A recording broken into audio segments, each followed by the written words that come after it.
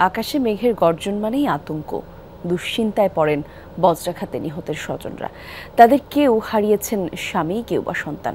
স্বজন হারানো এই যন্ত্রণা ভুলতে পারছেন না তারা। তাদের খোঁজও রাখে না কেউ। ওয়ালটন ফ্রিজ কিনে অনেকের মতো আপনিও হয়ে যেতে পারেন মিলেনিয়াল।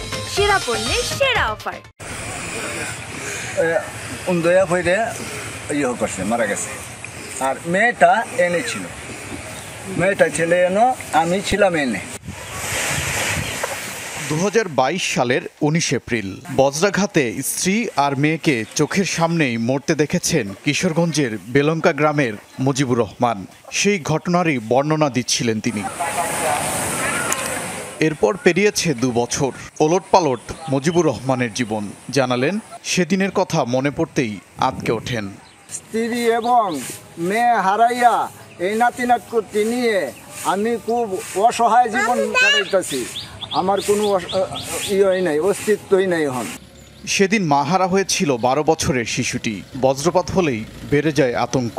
পরিবারের বাকি সদস্যদের অবস্থাও তাই। এখন টাটা বললে আমাদের মার কথা মনে হয়, আমরা খুব কষ্ট পাই।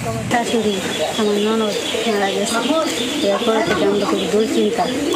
খাগড়াছড়িতে সম্প্রতি বজ্রাঘাতে বাড়িতে আগুন ধরে যায়। ছেলেসহ পুড়ে মারা যান মা হাসিনা। প্রাণে বাঁচে এক সন্তান।